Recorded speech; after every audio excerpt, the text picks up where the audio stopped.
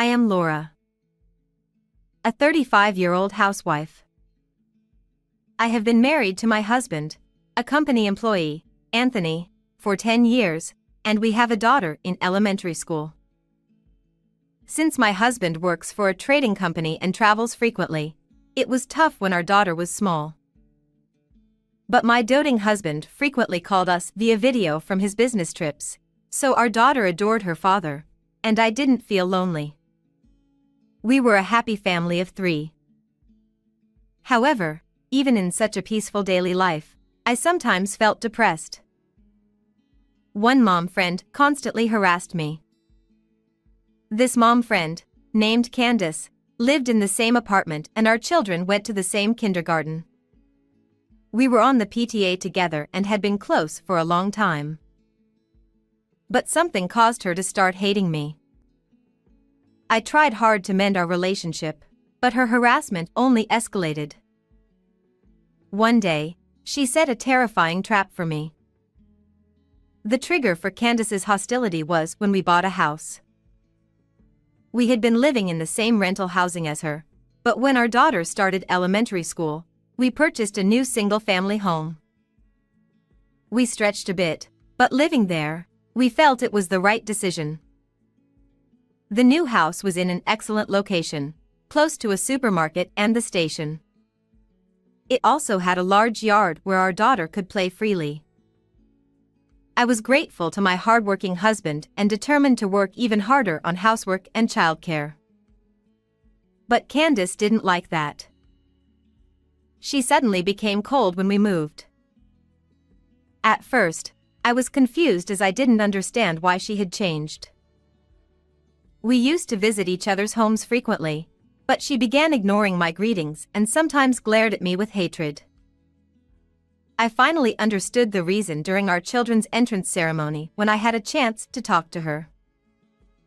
After the ceremony, as I was leaving the school, she whispered in my ear, "Just because you bought a house, you think you're better than everyone else. You're such a smug woman." Then she said, "I thought you were my friend, but I'm disappointed," and walked away. Being hated by someone I considered a friend was shocking. I had never boasted about our new home and wanted to stay friends even after our children started elementary school. So, I tried to mend our relationship by smiling and talking to her, but her attitude didn't change. She even started spreading false rumors among other mom friends, saying I was getting arrogant after buying a house and looking down on those who don't own a house.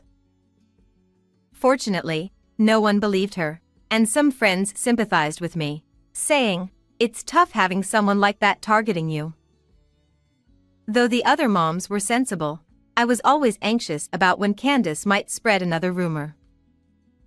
Even though I spent restless days, luckily, my daughter's elementary school had a large number of students, so our children never ended up in the same class, and eventually, Candace stopped bothering me. By the time my daughter was in 3rd grade, I had completely forgotten about Candace and regained a peaceful life. But I had underestimated her tenacity. She had been secretly plotting something terrible. One morning, I was cleaning the house after sending my daughter to school. Suddenly, the doorbell rang. When I answered the intercom, I saw 2 uniformed men on the monitor. A police car was parked in front of the house. "Why are the police here?" I was startled but calmed myself, thinking maybe there was an incident in the neighborhood, and they were here for an inquiry. I told myself, "It's okay, there's nothing to panic about," and slowly opened the front door. One of the officers asked, "Is your husband at home?" It seemed they weren't here for me but for my husband. I started to explain that he wasn't home. "My husband is not at home." But then the officer's next words shocked me so much that I almost felt my heart stop. The officer said, "Your husband is suspected of molestation." My husband is suspected of molestation. I shouted involuntarily but quickly covered my mouth with both hands. If the neighbors found out my husband was suspected of molestation, it would be a disaster. The police said a woman had accused him of touching her inappropriately on a train. But my husband could never do such a thing, so I insisted there must be a mistake. However, the officer said, "If you hide him, you'll be arrested too." I was at a loss, knowing my husband was innocent, when a woman appeared from behind the officers. It was Candace, smirking as she watched us. I thought she was just being a nosy onlooker, but she wasn't. Ignoring the officers, she barged into the house and said, "If you don't want him arrested, I might consider settling for some compensation money." Apparently, it was Candace who reported my husband for molestation. The officers seemed troubled by her sudden mention of a settlement, but she continued. I was really scared at that time, and began describing the molestation incident with a pained expression. According to her, she was on a train when someone suddenly touched her. She almost screamed but recognized the face of the perpetrator, my husband. She thought about turning him over to the station staff but hesitated since he was her friend's husband. Before she could decide, he disappeared into the crowd at the next station. So she decided to report it to the police later. Then she, with tearful eyes and trembling, pointed at me. "Molestation is a heinous crime. Officer, arrest this woman too." Indeed, if she had actually been molested, her fear and desire to catch the perpetrator would be understandable. And if I were hiding the criminal, I might be just as guilty. But her case was different. It's clear my husband couldn't have committed the molestation. To fabricate a crime and even act poorly about it, what is she thinking? I resolved to thoroughly expose this lying woman. All right. Time to get serious. I won't hold back. I'm sorry to trouble you by coming all the way here, I said to the officers. My husband has been overseas on assignment for 3 years. What? Overseas? The officers were dumbfounded. Actually, he had been away from the country for 3 long years. Just after we built our new home, he was ordered by his company to work overseas. The moment I heard about it from him, my world went dark. It's common to hear about people being transferred right after buying a house, but his assignment was overseas. Moreover, it wasn't a country we could easily travel to, and this time, it seemed like a long-term assignment, unlike his usual business trips. Although I was used to him being away due to his frequent overseas trips, I was deeply disappointed since our dream home was just completed. However, we couldn't refuse the company's order. I considered moving overseas with our family, but since our daughter had already completed her school enrollment, and she had many close friends in the neighborhood, she said, "I want to go to school with my friends." So I decided to stay in the country with our daughter. So, as soon as we moved into the new house, we started living as just the 2 of us. Living alone in a large house was initially quite unsettling. However, we communicated with him through video calls almost daily, and thanks to the spacious new home, I was able to enjoy my hobby of gardening, so it wasn't as lonely as I had expected. That's why he has never lived in our new home, having gone overseas 3 years ago. So, it's absolutely impossible for my husband to have committed any groping on a domestic train, right? When I said this, both police officers looked puzzled and tilted their heads. Naturally, the most flustered person upon hearing this was the other woman.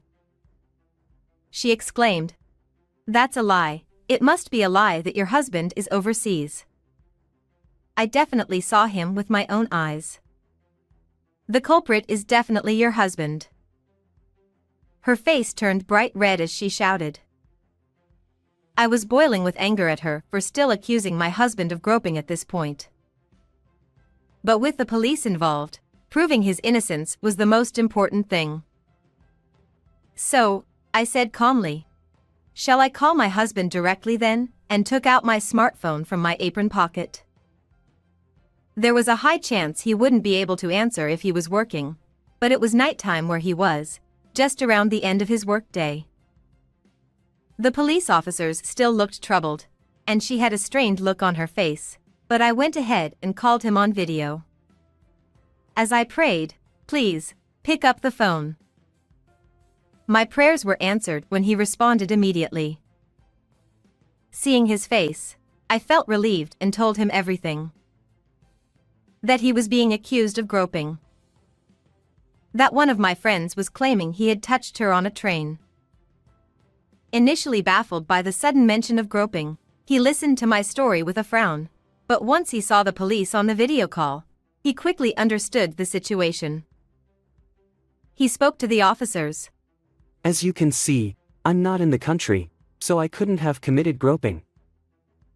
Then he moved the phone away from his face to show the scenery outside his window. The screen displayed an exotic cityscape and a dark sky, clearly indicating a foreign country. It was obviously not a domestic scene. He then said, "If necessary, I can show you my passport. I've been abroad for 3 years. He took out his passport from a nearby bag and showed the stamped pages. He continued, If you still don't believe me, you can investigate further if you like. The police officer, looking apologetic, said, No, that's quite all right. Thank you for your cooperation. When I ended the video call, the officer turned to the other woman with a stern face. So, what is the meaning of this? Having witnessed the interaction, she was already pale. With wide eyes, she stammered, But I didn't know her husband was overseas. I definitely saw him." Her voice trembled. It was practically a confession. I stepped closer to her and demanded, "Then why did you think it was my husband? You said you saw him with your own eyes, right? Don't tell me it was a case of mistaken identity." She snapped back, "It's all your fault." She yelled, even as the officers looked on in astonishment. "You bought a house and acted all high and mighty. Who do you think you are? I thought we were apartment buddies, but you betrayed me. I wanted to make you suffer, so I framed your husband." She ranted furiously. Her selfish words left me and the officers speechless. Holding a grudge because I now own a house, she tried to frame my husband for groping, hoping to get settlement money. This was beyond harassment. Fortunately, since he was abroad, we avoided a false accusation, but if he had been in the country and on that train, it could have been disastrous. I've heard that proving innocence is very difficult once accused of groping. False accusations are absolutely unacceptable. However, she didn't understand the gravity of her actions.